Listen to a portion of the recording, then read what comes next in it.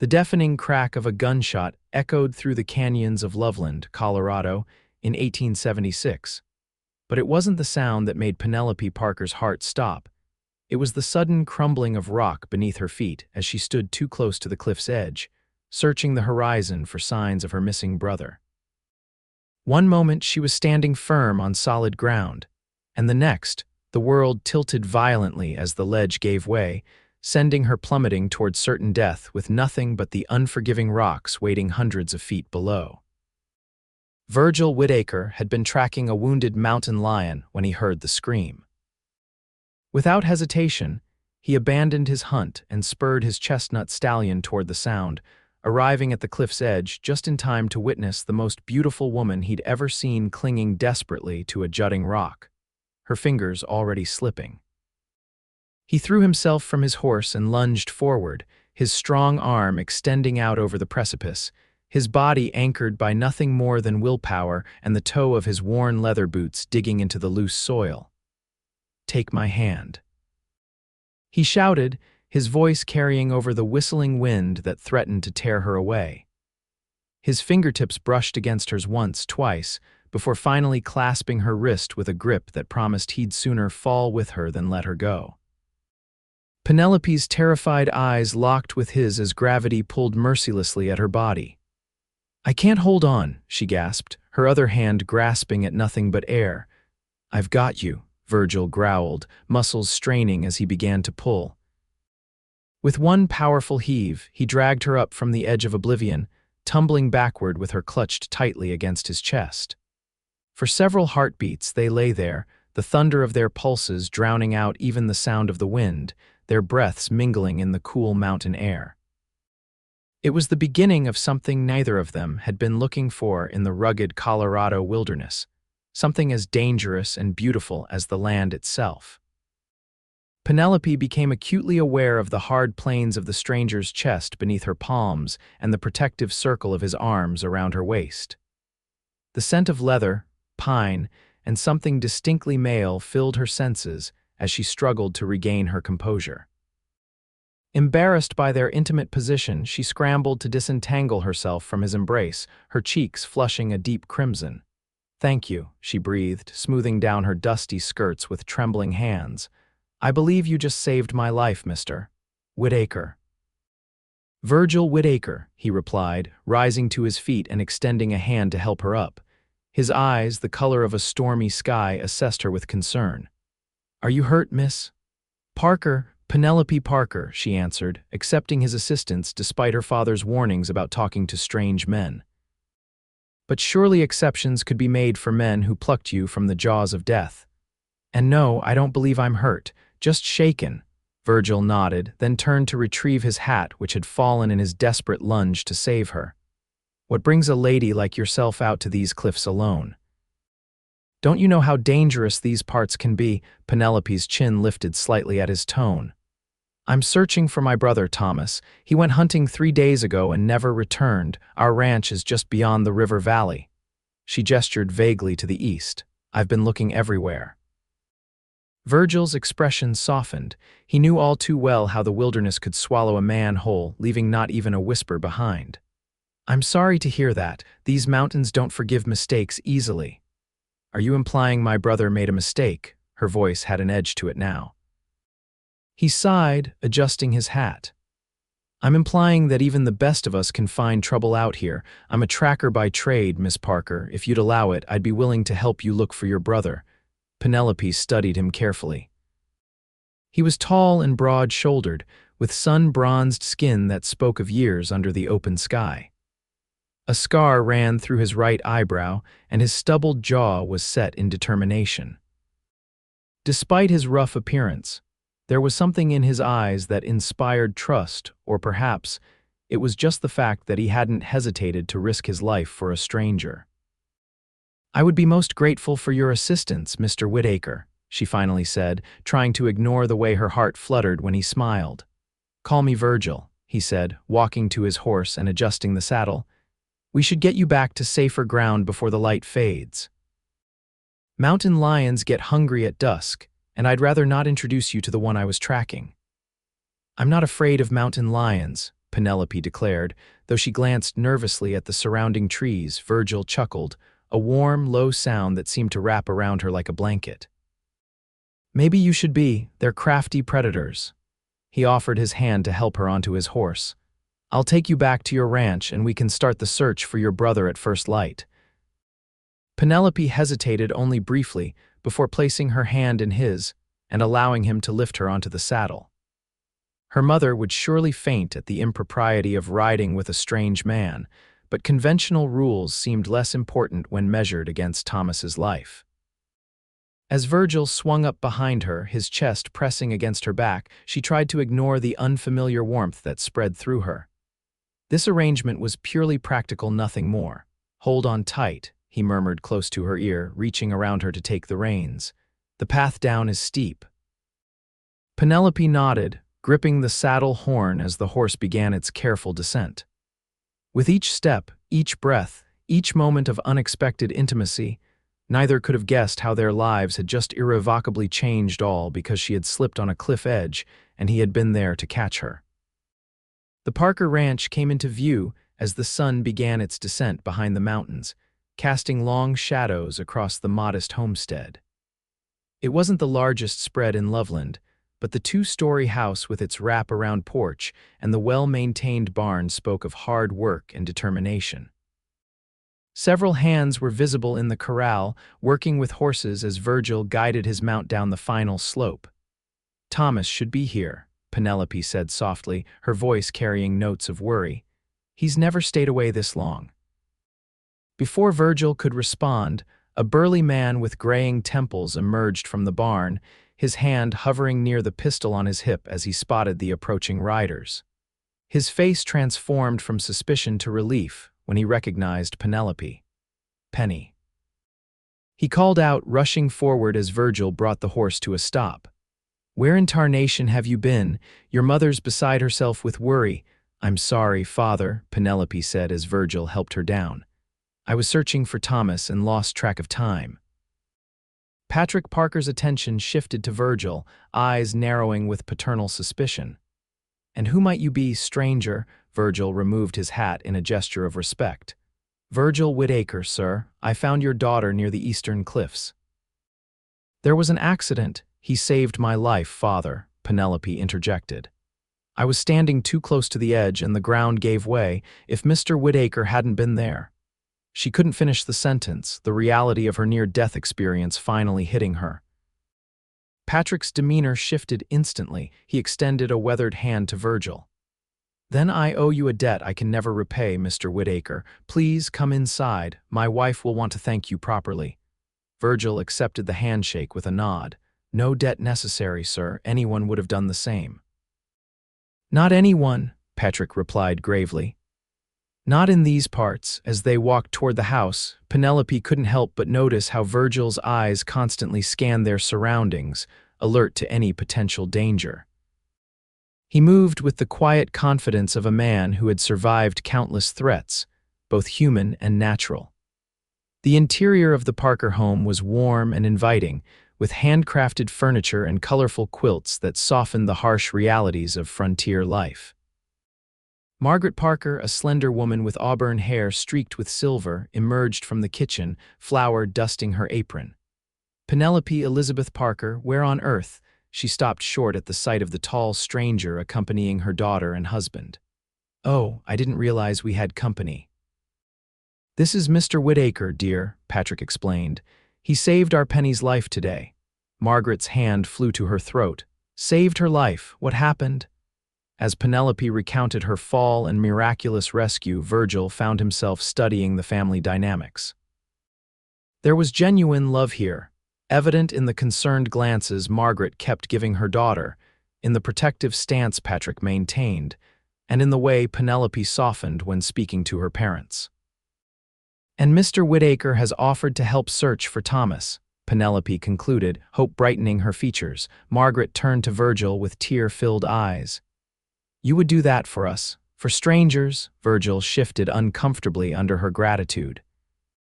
I know these mountains better than most, madam. If your son is out there, I have a good chance of finding him. Then you must stay for supper at least, Margaret insisted, and we have a spare room where you can rest before setting out at dawn." Patrick nodded in agreement. "It's the least we can offer, and I won't take no for an answer." Virgil hesitated, unused to such hospitality. His life as a tracker and occasional bounty hunter had accustomed him to solitude, to eating by campfires and sleeping under stars. But the earnest invitation and, if he were honest with himself, the chance to spend more time around the intriguing Penelope Parker made the decision for him. "I'd be honored," he said simply. Supper was a hearty affair of venison stew, cornbread, and fresh churned butter. Virgil ate with the appetite of a man who rarely enjoyed home-cooked meals, earning an approving smile from Margaret. The conversation flowed easily as Patrick explained how they had come to Colorado from Missouri 5 years earlier, seeking a fresh start after the war. "Thomas was just 14 then," Margaret said, worry creasing her brow.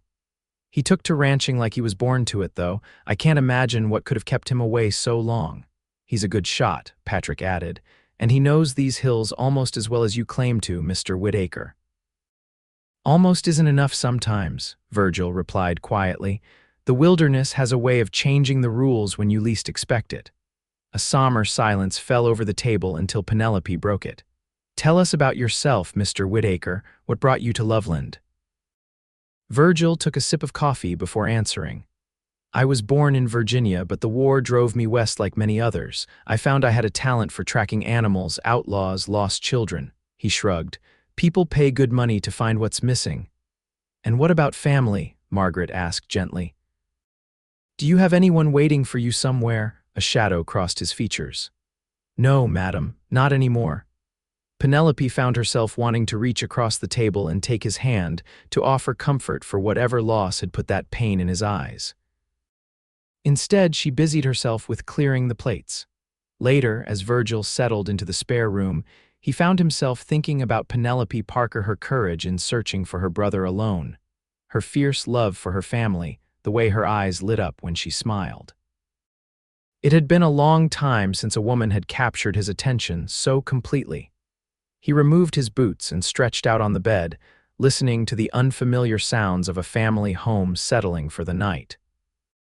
Tomorrow they would search for Thomas, and Virgil promised himself he wouldn't rest until the Parker family was whole again. What happened after that, he couldn't say, but for the first time in years, he found himself wondering about possibilities beyond the next hunt, the next job, the next trail. Dawn broke with a palette of pinks and golds that illuminated the frost-covered landscape. Virgil was already awake, checking his gear and mentally mapping their search route when a soft knock sounded at his door. "Mr. Whitaker, are you awake?"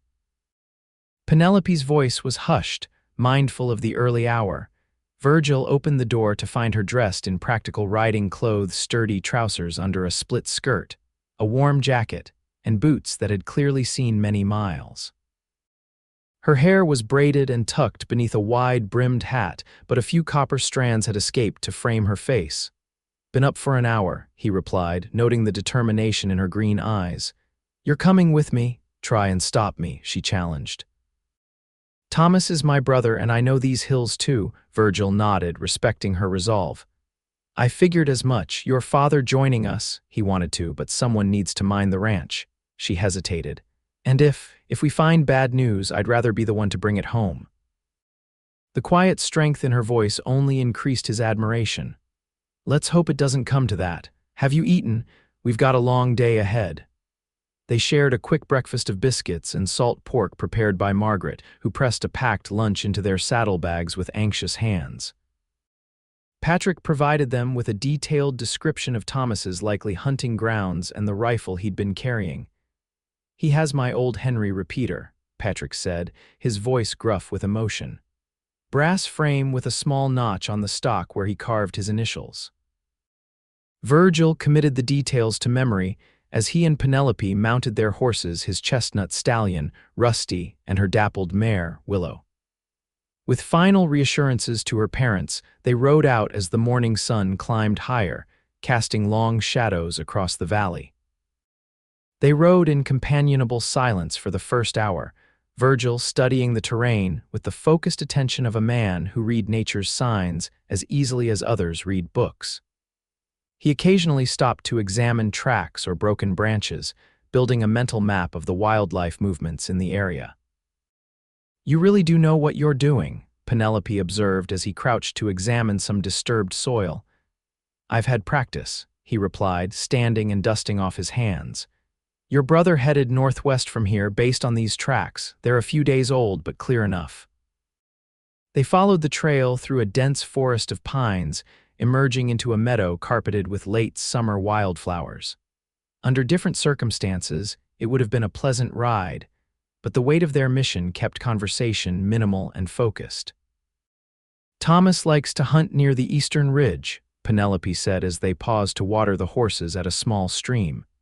"He says the elk gather there in the early mornings." Virgil nodded, scanning the horizon. "That's where we'll head next." "If he had luck there, he might have taken more than he could carry easily, might explain the delay." "But not why he wouldn't have sent word," Penelope countered, worry evident in her voice. Virgil didn't respond immediately. There were many reasons a man might not return from the wilderness, none of which he wanted to voice aloud. "Let's keep moving," he said instead. "Daylight's precious." They reached the eastern ridge by midday, the sun high overhead making it difficult to track. Virgil dismounted, instructing Penelope to do the same as they led their horses through the rocky terrain. His eyes constantly scanned the ground, occasionally kneeling to examine something invisible to Penelope's untrained gaze. "There," he said suddenly, pointing to a barely perceptible disturbance in the soil. "Boot print heading that way." He nodded toward a steep incline that led to a higher plateau, and it's fresh, maybe day old at most. Hope flared in Penelope's chest. "Thomas, are you sure?" "Can't be certain it's him, but it's a man about his size wearing hunting boots." Virgil remounted Rusty. "Let's follow it, but be careful, that slope's treacherous." They ascended carefully, the horses picking their way with practiced precision. As they neared the top, a flash of movement caught Virgil's attention. He held up his hand, signaling Penelope to stop. "Someone's up there," he whispered, reaching for his rifle. "Stay behind me." Heart pounding, Penelope nodded, watching as Virgil advanced cautiously. They were just cresting the plateau when a voice called out. "That's far enough. Who's there?" Penelope gasped, recognizing the voice instantly. "Thomas, it's me, Penny." There was a moment of stunned silence before a figure emerged from behind a boulder, a young man with the same auburn hair as Penelope, though his was matted with dirt and what appeared to be dried blood. He was leaning heavily on a makeshift crutch, his left leg bound with torn strips of shirt. "Penny," Thomas's face lit up with disbelief and relief. "What in God's name are you doing up here?" Penelope was off her horse in an instant, rushing to her brother despite Virgil's warning to be careful. She threw her arms around Thomas, nearly knocking him off balance. "We've been worried sick." "What happened to you?" Thomas grimaced, both from pain and embarrassment. "Took a shot at an elk, but only wounded it. The damned thing charged me, knocked me down a ravine, broke my leg in the fall." He glanced at Virgil, who was approaching more cautiously, rifle still at the ready. "Who's your friend?" "This is Mr. Whitaker, Virgil," Penelope explained, stepping back to make introductions. "He saved my life yesterday and offered to help find you." Virgil lowered his rifle, extending a hand to the young man. "Looks like I found you just in time." "That leg needs proper tending." Thomas shook Virgil's hand with a firm grip despite his weakened state. "I managed to splint it, but I couldn't make it down the mountain. Been surviving on the jerky in my pack and rainwater." He looked at his sister with genuine contrition. "I'm sorry for worrying you and Ma and Pa." Virgil was already examining Thomas's makeshift splint with professional detachment. "You did a decent job here, but we need to get you to a doctor. Can you ride if we help you up?" Thomas nodded, though his pallor suggested the journey would be agonizing. "I'll manage. Been dreaming of Ma's cooking for days now." Virgil fashioned a more secure splint using branches and his spare bandana, then he and Penelope carefully helped Thomas onto Willow, the gentler of the two horses. Penelope would ride with Virgil, a prospect that sent an unexpected thrill through her despite the serious circumstances. The descent was slow and arduous, with Thomas gritting his teeth against the pain with every jolt and stumble. Virgil led Willow carefully while Penelope rode behind him on Rusty, her arms wrapped around his waist for balance. The closeness gave her an acute awareness of his strength and the steady rhythm of his breathing. "Thank you," she said softly, her words meant for his ears alone. "Not just for finding Thomas, but for giving me hope when I had none." Virgil's hand briefly covered hers where they rested against his stomach. "You never struck me as someone who runs out of hope, Miss Parker." "Penelope," she corrected. "After all we've been through, I think you can use my given name." His low chuckle reverberated through his back into her chest. "Penelope it is." They made camp as darkness fell, unable to safely navigate the treacherous paths at night. Thomas's condition had stabilized, but he was feverish and in considerable pain. Virgil prepared a tea from herbs he carried in his pack, explaining that it would help with both. "Learned this from a Ute medicine man," he said as Thomas sipped the bitter brew. "Saved my life once when I took a Comanche arrow in the shoulder." Thomas's eyes widened with interest despite his discomfort. "You've had quite a life, Mr. Whitaker." Virgil shrugged, feeding the small fire he'd built in a sheltered hollow. "Just the life of a man who never found a reason to settle." "And what would it take?" Penelope asked, her gaze steady on his face in the flickering firelight. "To make a man like you want to settle," the question hung between them, loaded with unspoken possibilities. Virgil stared into the flames for a long moment before answering. "Something worth staying for," he said finally, his eyes meeting hers across the fire with an intensity that made her breath catch. "Something that makes the risks worthwhile." Thomas glanced between them, a knowing smile tugging at his pain-lined face. "I think I'll try to sleep now," he announced, settling back against his saddle. "Wake me for my watch." "You rest," Virgil said firmly. "I'll keep watch all night. We need you strong for tomorrow's ride." As Thomas drifted into a fitful sleep, Penelope moved to sit beside Virgil, close enough that their shoulders nearly touched. The night was cool and the fire's warmth only reached so far. "Tell me about Virginia," she said softly. "What was your life like before the war?" Virgil was quiet for so long that Penelope thought he might not answer. When he finally spoke, his voice was distant, as if recalling a half-forgotten dream. "My father owned a small horse farm in the Shenandoah Valley, beautiful country green hills that seemed to roll on forever." A faint smile touched his lips. "My mother taught at the local school. She had dreams of me becoming a lawyer or maybe a doctor." "Why didn't you?" Penelope asked gently, his expression darkened. "The war came. I was 18, full of foolish notions about glory and duty." "Enlisted with the Virginia Cavalry."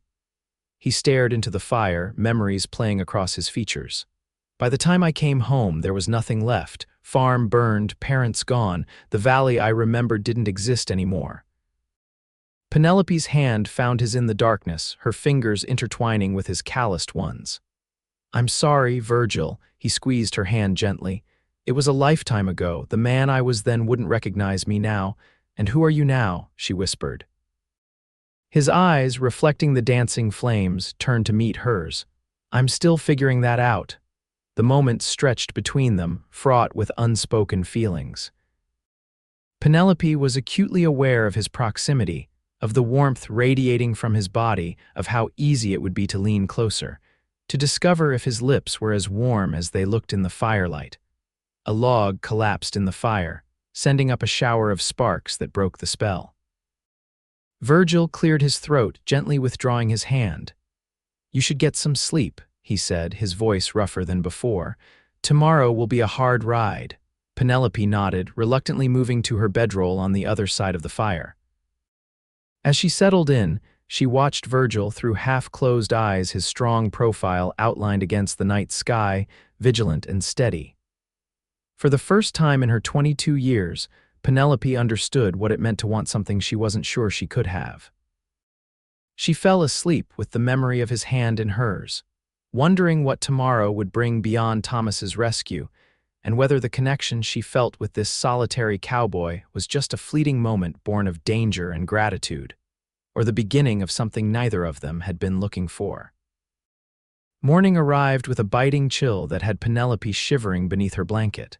She opened her eyes to find Virgil already awake, tending a small fire where coffee was beginning to boil. Thomas was still asleep, his face less drawn than the previous evening. "The fever's down," Virgil said quietly as Penelope joined him. "He's young and strong. He'll heal well if we can get him to a doctor today." Penelope accepted the tin cup of coffee he offered, their fingers brushing in a way that seemed deliberate. "Thank you," she murmured, "not just for the coffee. For everything." Virgil nodded, his eyes lingering on her face a moment longer than necessary before he turned to prepare a simple breakfast of jerky and hardtack. They ate in companionable silence as the sun began to crest the eastern ridge, painting the sky in brilliant oranges and pinks. Thomas woke as they were packing up camp, looking remarkably improved despite the obvious pain when they helped him to a sitting position. He managed a few bites of food and some coffee before declaring himself ready to continue. "The sooner we get home, the sooner I can face Pa's lecture about hunting alone," he said with a wry smile that reminded Penelope so much of their father. The journey down the mountain was slower than their ascent, with Virgil taking extraordinary care to find the easiest path for Thomas's injured leg. By midday, they had reached more familiar territory, and Penelope could see the relief in her brother's posture as landmarks he recognized came into view. "Another 2 hours and we'll be home," she encouraged him after they stopped for a brief rest. "Mother will have the doctor there before sunset." Thomas nodded, fatigue etched into his young face. "And a hot bath, I hope. I smell worse than the cattle pens in August." Virgil, who had been scouting ahead, returned with a concerned expression. "We may have a problem," he said, keeping his voice low. "Fresh tracks heading toward your ranch, at least 4 riders moving fast." Penelope felt a chill that had nothing to do with the mountain air. "Raiders, could be," Virgil conceded, checking his rifle, "or just travelers, but I don't like coincidences." Thomas straightened, wincing as he jostled his leg. "We need to warn Pa and Ma," Virgil nodded, his decision made. "Penelope, you stay with Thomas and follow slowly. I'll ride ahead and make sure everything's all right at the ranch." Penelope shook her head firmly. "No. Thomas can make it back on his own now that we're on easier ground. I'm coming with you." The brothers exchanged a look, and Virgil saw the same stubborn determination in both siblings' eyes. He knew arguing would only waste precious time. "Fine, but you stay behind me if there's trouble," he conceded, turning to Thomas. "Can you manage?" Thomas patted the pistol at his hip. "I'll be right behind you, just slower." They helped him remount before Virgil and Penelope set off at a gallop, pushing their horses as fast as was safe on the rugged terrain. As they crested the final hill overlooking the Parker ranch, Virgil pulled up sharply, extending an arm to halt Penelope. Below them, 4 riders circled the main house. Even from a distance, Virgil could see Patrick Parker standing on the porch, rifle in hand, while one of the mounted men gestured angrily. "Who are they?" Penelope whispered, fear constricting her throat. Virgil studied the scene with narrowed eyes. "Don't know, but they're not making social calls." He turned to her, his expression grave. "Stay here while I get closer. I need to hear what they want." Before she could protest, he was gone, guiding Rusty through the trees with the silent skill of a man who had spent years avoiding detection. Penelope watched anxiously as he disappeared into a thicket about 100 yards from the house, close enough to observe but hidden from view. Virgil tethered Rusty and crept forward on foot, keeping to the shadows until he was within earshot of the confrontation. The leader of the mounted men, a burly figure with a bushy black beard, was doing most of the talking. "We ain't asking again, Parker," the man growled.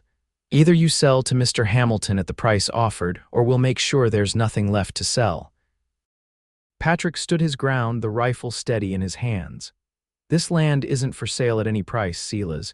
You tell Hamilton he can't intimidate honest folk out of their homes." Silas spat on the ground. "Your neighbors didn't put up such a fuss." Old man Jenkins signed over his deed yesterday after a little persuasion.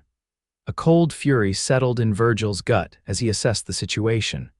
4 armed men against Patrick and whoever else might be in the house, likely just Margaret, with most of the ranch hands working the far pastures. Not good odds. He was considering his next move when he sensed movement behind him. Turning swiftly, hand on his pistol, he found Penelope crouched nearby. "I told you to stay put," he hissed. "It's my family," she whispered back fiercely. "What's happening?" Virgil quickly explained what he'd overheard as they watched the standoff continue below. Patrick was holding firm, but Virgil could see the men growing increasingly agitated. "Who's Hamilton?" he asked. "Clarence Hamilton." Penelope spat the name like a curse. "He owns the big spread north of here and the bank in town. He's been trying to buy up all the small ranches to expand his operation." Her eyes narrowed. Those must be his hired guns. The situation deteriorated as they watched. Silas dismounted, hand hovering near his pistol as he approached the porch. "Last chance, Parker. Sign or burn." Patrick raised his rifle. "Take one more step and I'll drop you where you stand." Virgil knew it was about to get bloody. "Stay here," he told Penelope, his tone brooking no argument this time. "When I create a distraction, your father needs to get inside where it's defensible." Without waiting for her response, Virgil circled around to approach from the barn, keeping out of sight. He needed to even the odds before shots were fired. Drawing his pistol, he took careful aim at a lantern hanging from the barn's exterior and fired. The explosion of glass and kerosene created exactly the chaos he'd hoped for. The horses reared in panic, throwing one of the riders while the others whirled to face the new threat. Virgil used the moment to sprint toward the house, firing twice more over the men's heads to keep them disoriented. "Parker, inside now." He shouted as he reached the porch, grabbing Patrick's arm and pulling him toward the door. Patrick hesitated only briefly before recognizing Virgil.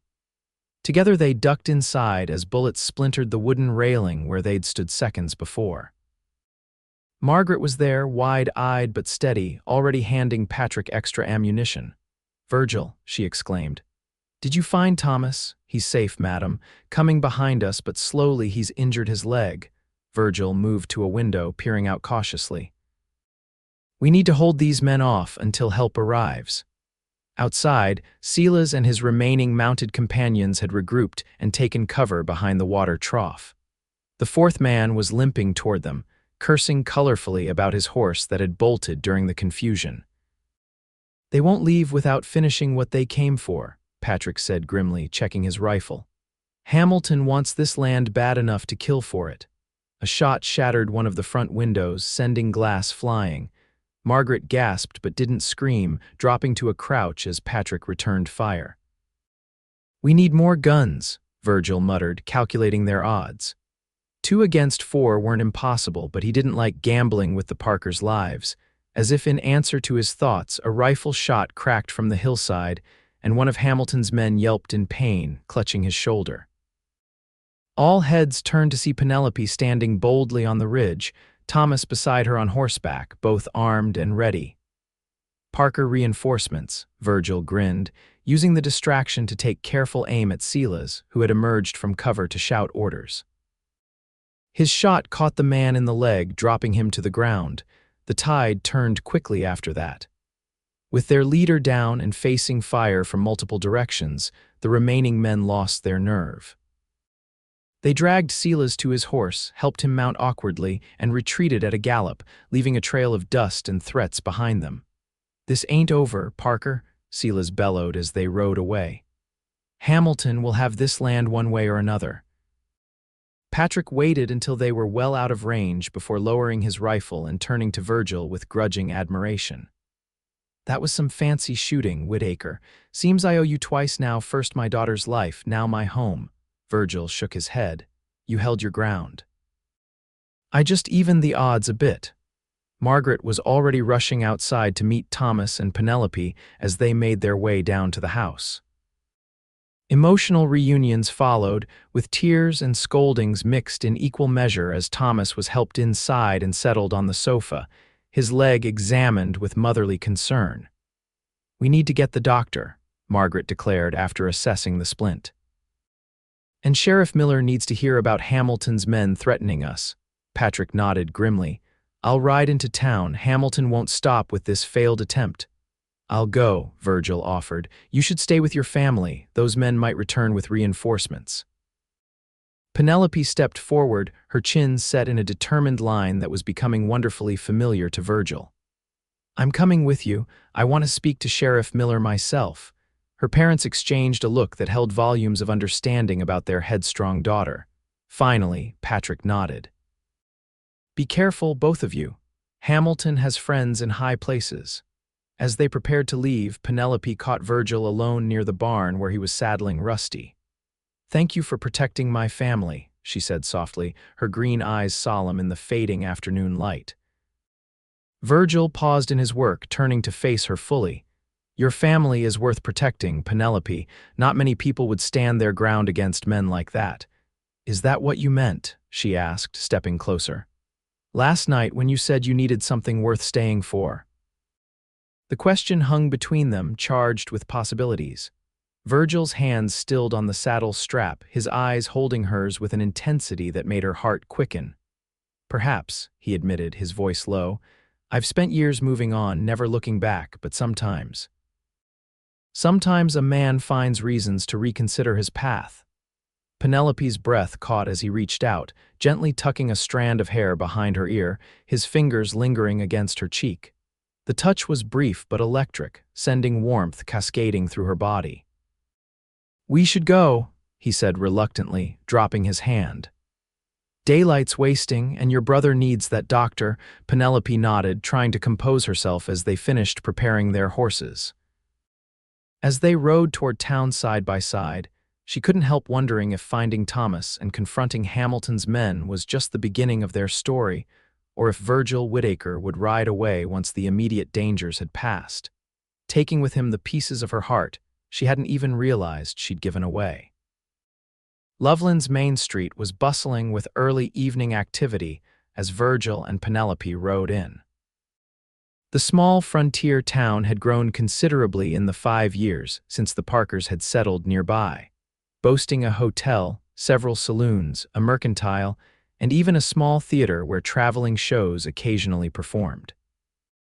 People nodded in greeting to Penelope as they passed, curious glances directed at the tall stranger riding beside her. They reined in front of the sheriff's office, a sturdy building with barred windows and the territorial flag hanging limply in the still air. Sheriff Miller was seated at his desk when they entered, his weathered face breaking into a smile at the sight of Penelope. "Miss Parker, what brings you to town at this hour?" His eyes shifted to Virgil, immediately assessing the armed stranger with professional interest. "Sheriff Miller, this is Mr. Virgil Whitaker," Penelope introduced. "He's been helping our family. We need to report a serious incident." Sheriff Miller gestured to the chairs in front of his desk. "Have a seat and tell me what happened." As Penelope detailed the confrontation at the ranch, mentioning Thomas's injury and rescue as well, the sheriff's expression grew increasingly grim. He knew Clarence Hamilton well, everyone in Loveland did. The wealthy rancher had built his empire through a combination of shrewd business dealings and, some whispered, less savory methods. "Silas Dawson and his crew," Miller sighed, shaking his head. "They've been causing trouble all over the county, but no one's been willing to testify against them directly." "We're willing," Penelope stated firmly. "They threatened to burn our home if my father didn't sell. That's criminal intimidation." Miller rubbed his chin thoughtfully. "It is indeed, Miss Parker, but Hamilton's got the judge in his pocket and half the town council beholden to his bank. It won't be easy to make charges stick." Virgil leaned forward, his voice low but carrying the weight of experience. "With respect, Sheriff, if you don't stop this now, it'll escalate. Men like Hamilton don't back down when they want something, they just change tactics." The sheriff studied Virgil with newfound interest. "You sound like you've dealt with this sort of situation before, Mr. Whitaker." "I've seen what happens when powerful men decide they're above the law," Virgil replied evenly. "It never ends well for the folks caught in the middle." Miller nodded slowly. "I don't disagree, but I need more than just your word against theirs. Especially with Dawson nursing a bullet wound, he could turn this around, claim he was the victim." The Jenkins family, Penelope interjected. Sela's mentioned they persuaded Mr. Jenkins to sell yesterday if we could get him to tell what really happened. Worth a try, Miller agreed, standing. In the meantime, I'll send a deputy out to your ranch tonight just in case Dawson and his boys get any ideas about returning. He looked at Virgil appraisingly. You staying in town, Mr. Whitaker? Virgil glanced at Penelope before answering. For now. At least until this situation is resolved. After arranging for Dr. Wilson to accompany them back to the ranch, Penelope suggested they visit the Jenkins homestead immediately. It's not far from town and we still have some daylight left. The Jenkins farm was a modest affair compared to the Parker ranch, but it had been well tended until recently. As they approached, Virgil noticed signs of neglect: broken fence rails, an untended garden, a barn door hanging askew on its hinges. Something was wrong. An elderly man sat alone on the porch, staring vacantly at the sunset. He barely reacted as they dismounted and approached. Mr. Jenkins, Penelope called gently. It's Penelope Parker. May we speak with you for a moment? Jenkins turned slowly, his eyes focusing with effort. Parker's girl. What brings you here? As they climbed the porch steps, Virgil noticed the bruising on the old man's face, the way he held his right arm stiffly against his body. Anger flared in his chest at the thought of Sela's and his men roughing up a man old enough to be his grandfather. Mr. Jenkins, Penelope began carefully, we heard you sold your land to Mr. Hamilton. We wanted to make sure you were all right. Jenkins's gaze dropped to his lap. Had no choice, he muttered. They said they'd burn me out if I didn't sign. Broke my grandson's arm to prove they meant business. His rheumy eyes filled with tears. Been on this land 30 years. My wife's buried under that oak yonder. Now I gotta be gone by week's end. Virgil and Penelope exchanged a glance loaded with shared outrage. Mr. Jenkins, Virgil said, crouching to meet the old man's eyes, would you be willing to tell Sheriff Miller what happened? What Silas Dawson and his men did to you and your grandson? Fear flashed across Jenkins's face. They said they'd kill us if we talked. They won't get the chance, Virgil promised, his voice hardening. But without your testimony, they'll just keep doing this to others, your neighbors, good people like yourself. Jenkins struggled visibly with the decision, decades of survival instincts warring with his sense of justice. Finally, he nodded, his jaw setting with determination. My boy's at the doctor's in town. When he's well enough to travel, we're heading to my sister's in California anyway.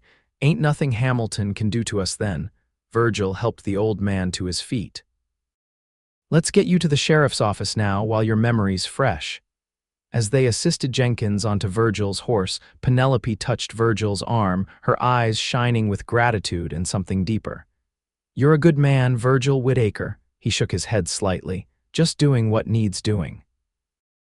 They returned to town with Jenkins, delivering him to a surprised but pleased Sheriff Miller, who immediately began taking the old man's statement. When Dr.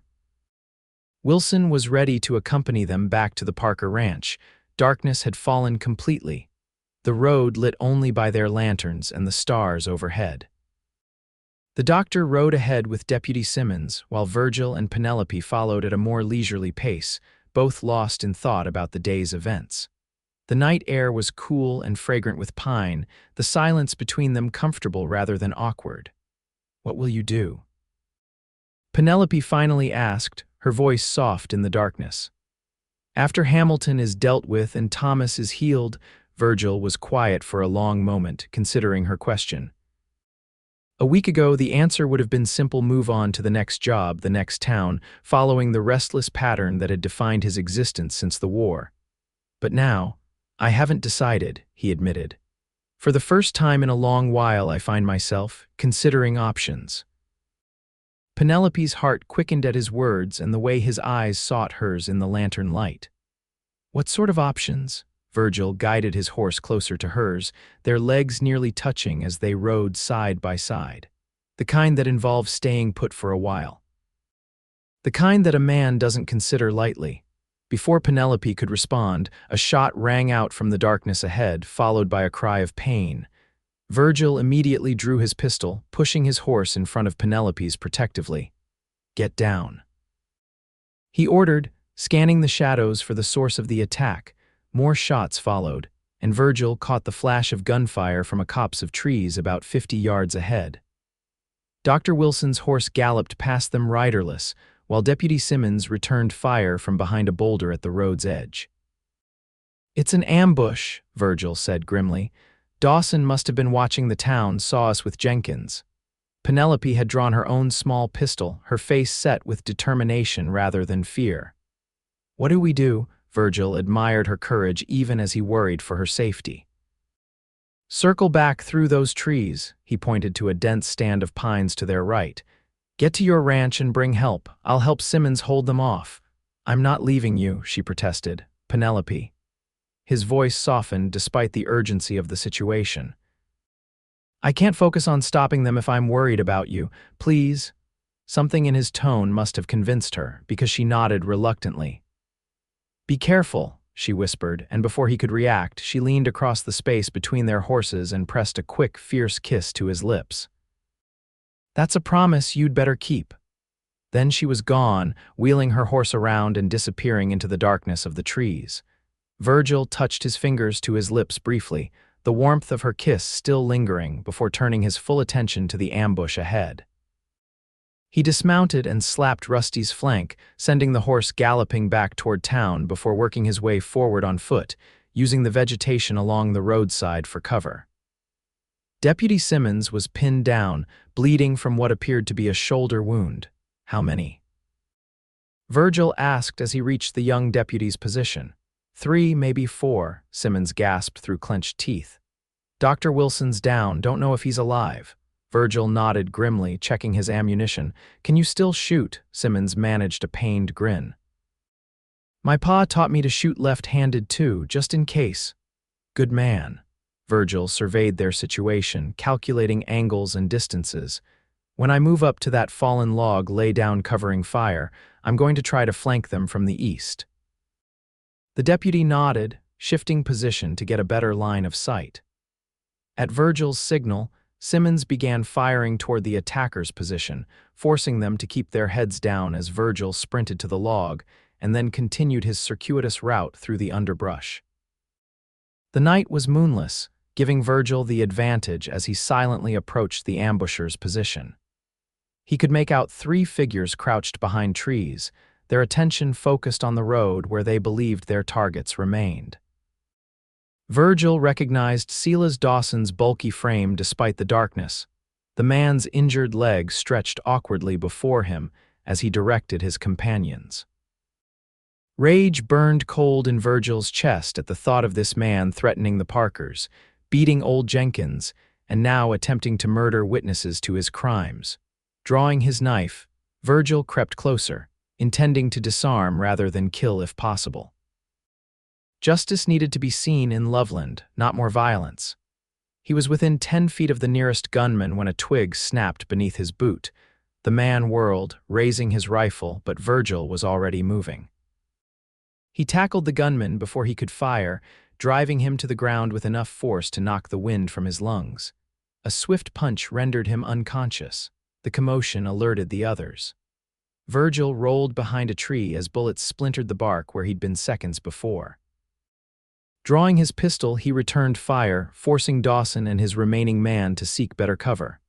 "Give it up, Dawson," Virgil called. "Sheriff's got Jenkins's statement. Your boss Hamilton can't protect you from a murder charge." "You're dead, mister," Dawson shouted back. "You and that Parker girl both." The mention of Penelope and Dawson's threat crystallized something in Virgil's mind, a fierce, protective instinct that went beyond professional duty or even friendship. In that moment, he knew with absolute certainty that he would do whatever necessary to keep her safe, to ensure she never knew fear from men like Dawson again. The standoff continued for several minutes, shots exchanged sporadically as each side tried to gain advantage. Simmons had worked his way closer despite his injury, providing Virgil with much-needed support. They had Dawson and his man pinned between them when the sound of approaching horses reached their ears. "Virgil," Patrick Parker's voice carried through the night. "Virgil, where are you?" Relief flooded through him at the sound of reinforcements. Penelope had made it safely to the ranch and returned with help. "Here," he called back. "Careful, Dawson, and one more are just ahead in those trees." The knowledge that they were now outnumbered seemed to drain the fight from Dawson. After a final, futile shot, he called out, "Don't shoot, we're coming out." Virgil kept his pistol trained on the trees as Dawson and his companion emerged, hands raised. Patrick and two ranch hands covered them from horseback while Virgil quickly disarmed the surrendering men. "Where's Penelope?" he asked Patrick as they secured the prisoners. "Right here," came her voice as she dismounted nearby, running to his side. Her eyes quickly scanned him for injuries. "You're all right, I'm fine," he assured her, resisting the urge to pull her into his arms. "Dr. Wilson is down. We need to check on him." They found the doctor unconscious but alive, a bullet having grazed his temple. Deputy Simmons's wound was painful but not life-threatening. Within the hour, they had loaded the injured onto horses and secured the prisoners for the journey back to town. As they rode toward Loveland in the early hours of the morning, Penelope stayed close to Virgil's side. "I was so afraid," she admitted quietly, "that I would return to find you." He reached across the space between them, taking her hand. "It would take more than Silas Dawson to keep me from coming back to you, Penelope Parker." Her fingers tightened around his. "Is that a promise, Virgil Whitaker?" In the soft light of approaching dawn, his smile held all the answer she needed. Sheriff Miller was waiting for them in town, alerted by Rusty's riderless return. Dawson and his accomplice were promptly locked in cells, while Dr. Wilson and Deputy Simmons were taken to the doctor's assistant for treatment. Virgil gave his statement to the sheriff, detailing the ambush and Dawson's incriminating threats. "With Jenkins's testimony and attempted murder charges, even Hamilton won't be able to save them now," Miller said with satisfaction. "Speaking of Hamilton, I sent a telegram to the territorial marshal. Turns out they've been building a case against him for land fraud across 3 counties. Your evidence might be just what they need to finally bring him down." Exhausted but relieved, Virgil and the Parkers returned to the ranch as the new day dawned. Thomas greeted them anxiously, his leg properly splinted and bandaged by a neighbor with medical experience who had come to help in their absence. The reunion was emotional, with Margaret fussing over everyone despite her own exhaustion.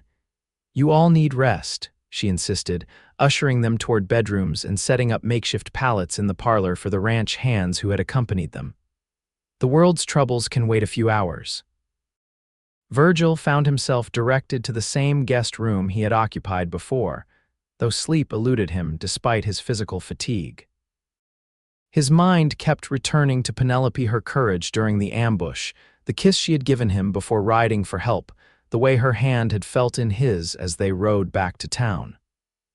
Emotions he had buried for years were resurfacing, demanding acknowledgement. A soft knock on his door roused him from his thoughts. Opening it, he found Penelope standing there, still fully dressed, her eyes reflecting the same restlessness he felt. "I couldn't sleep," she said simply. "I keep thinking about how close we came to losing everything tonight." Virgil stepped back, allowing her to enter the room, though he left the door partially open for propriety's sake. "Your family is safe now. Hamilton and his men won't threaten you again." "That's not what I meant." She moved closer, her gaze direct and unflinching. "When I rode away, leaving you to face those gunmen, I realized something. I've only known you for 2 days, Virgil Whitaker, but the thought of not seeing you again was unbearable." Her candor took his breath away. In a world where women were expected to be demure and indirect, Penelope Parker spoke her mind and her heart with equal clarity. It was just one of the many things he was coming to admire about her. "I've spent years drifting," he confessed, allowing himself to be equally honest. Never staying long enough to form attachments to risk caring too much. It seemed easier that way after losing everyone during the war. He took her hands in his, marveling at how small they seemed within his grasp.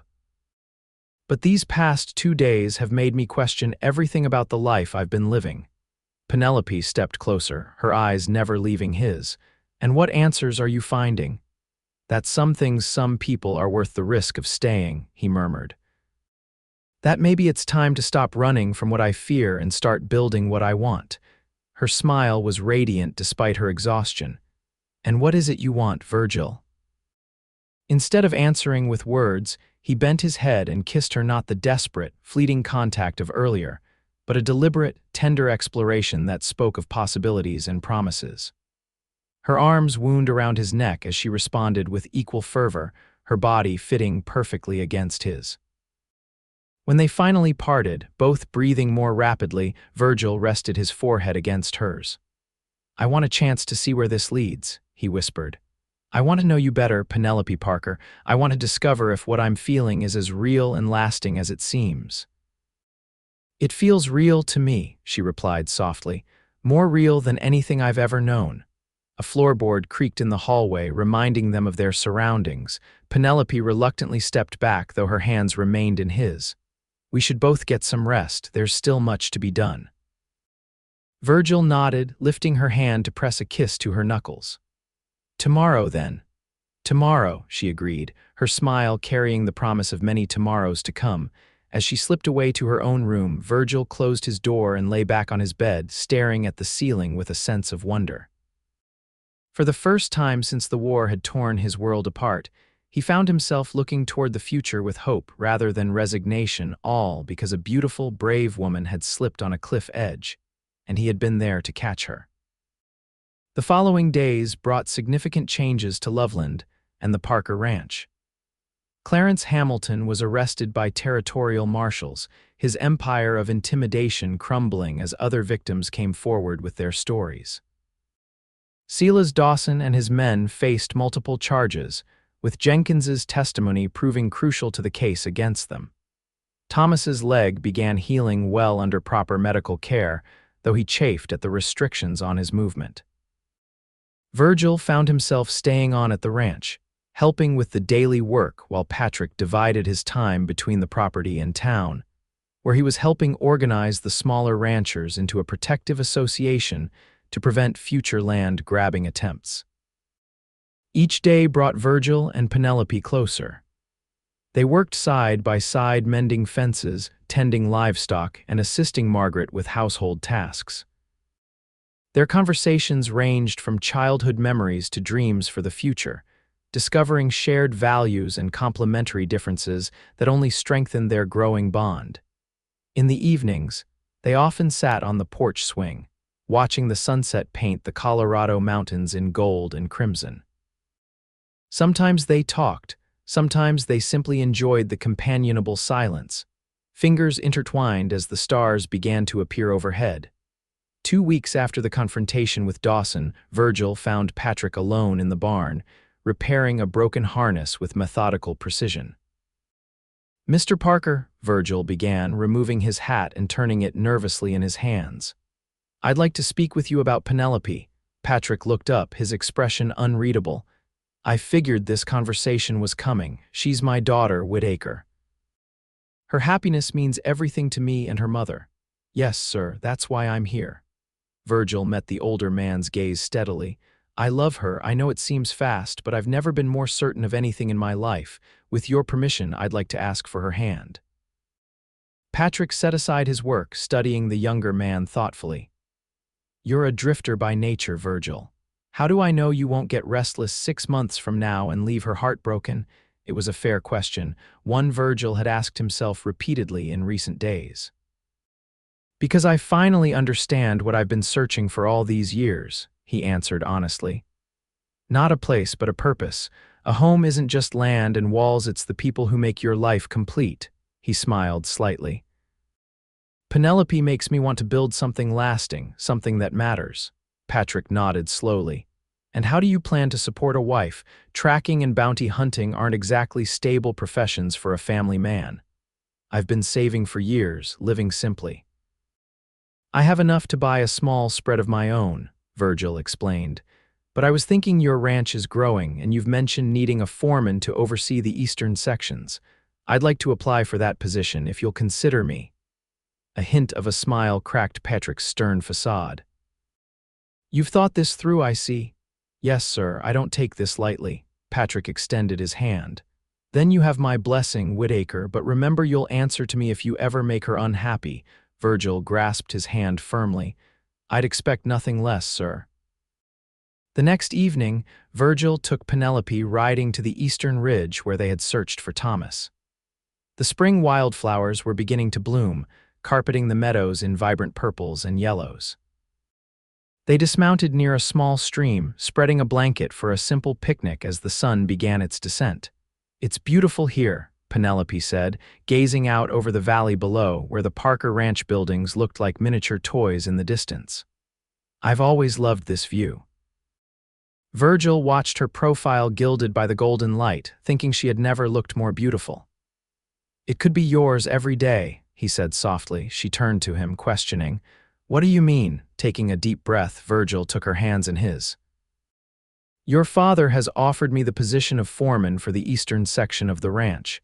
He mentioned building a house up here to oversee this part of the property.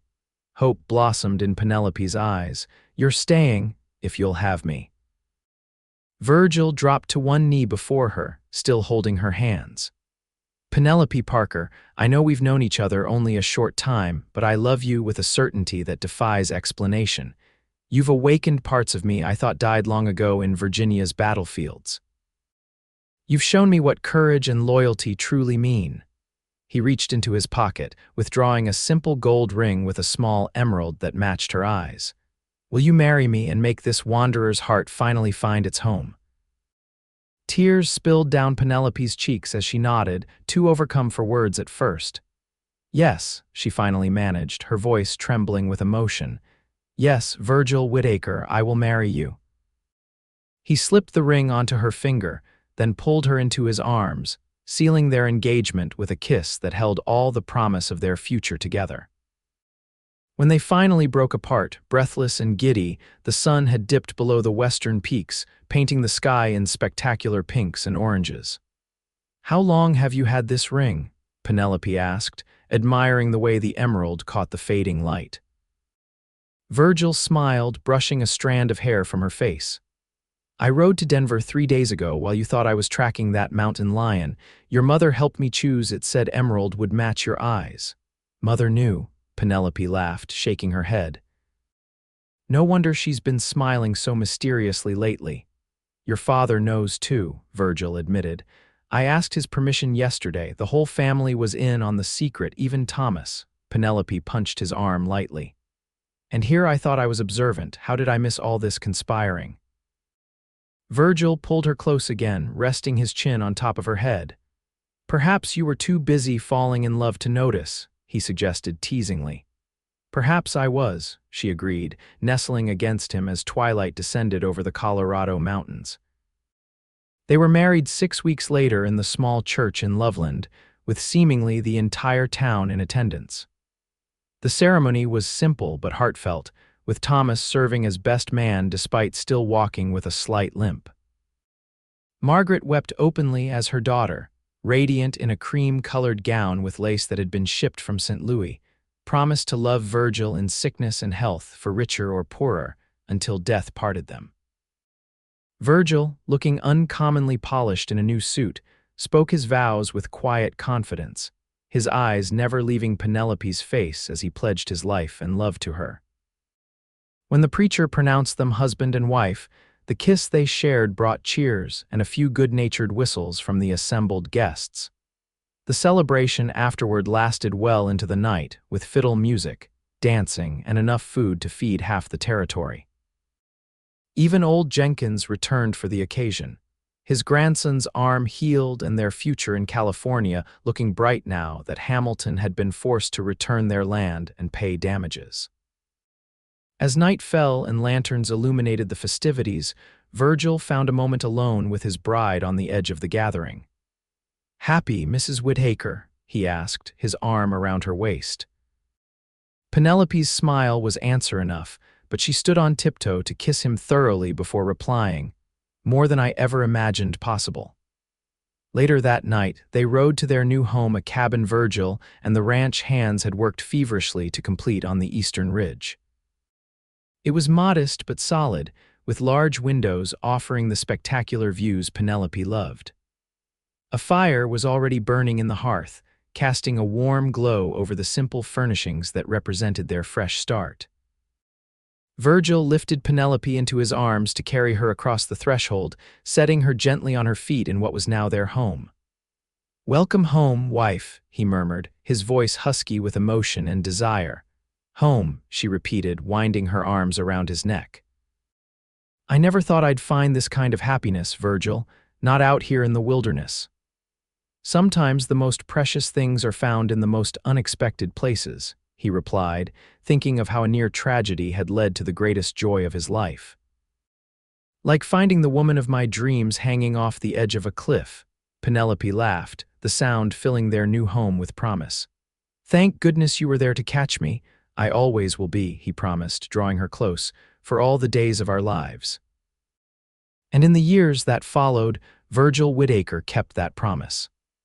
The small cabin expanded as their family grew, first with the birth of their son, James, a year after their marriage, followed 2 years later by their daughter, Emily. The Parker-Whitaker ranch prospered under their combined leadership after Patrick and Margaret retired to a smaller house in town. Thomas eventually married the schoolteacher who had come to Loveland from Boston, bringing her refined education and surprising grit to their growing community. The two families remained close, their children growing up more like siblings than cousins, riding the same hills and exploring the same valleys that had brought their parents together. On their 10th anniversary, Virgil took Penelope back to the cliff where they had first met. The area had changed little, though a sturdy fence now prevented unwary visitors from venturing too close to the edge. "Hard to believe it's been 10 years, Penelope said, her hand firmly in his as they looked out over the spectacular vista. At 32, she was more beautiful than ever to Virgil's eyes, maturity and motherhood having added depth and character to her youthful loveliness. "Feels like yesterday in some ways," Virgil replied, his arm encircling her waist, "and like a lifetime in others." "A wonderful lifetime," she amended, leaning into his embrace. "Do you ever regret it, giving up your wandering ways for me and the children?" Virgil turned her to face him, his hands framing her beloved face. "Not for a single moment," he said with absolute conviction. "You didn't just give me a home, Penelope. You gave me a reason to live fully again, not just survive." She smiled up at him, the same smile that still quickened his pulse after a decade together. "And to think it all started because I was clumsy enough to fall off a cliff." "Best thing that ever happened to me," Virgil chuckled, bending to kiss her softly. "Though I'll admit my heart stopped when I saw you falling. Mine too," she whispered against his lips. "But then you caught me." "And I never let go," he finished, gathering her close as the Colorado sun bathed them in golden light, illuminating a love story that had begun with a near tragedy but blossomed into a lifetime of joy, built on that singular moment when she had slipped on the cliff edge and he had caught her with seconds to spare. In their 50th year of marriage, when their grandchildren gathered around to hear the story of how they met, Virgil would still reach for Penelope's hand, their fingers intertwining with the familiar comfort of a love that had weathered countless storms and celebrated innumerable joys. And Penelope would still blush like a young girl when he reached the part about lunging to catch her, as if the memory of that moment of finding each other on the edge of disaster remained as vivid and powerful as the day it happened. For in the wild and untamed Colorado territory of 1876, two hearts found their perfect match in the most unexpected of circumstances, proving that sometimes the most enduring loves begin with a single, desperate reach across the void, and the courage to hold on tight no matter what lies ahead.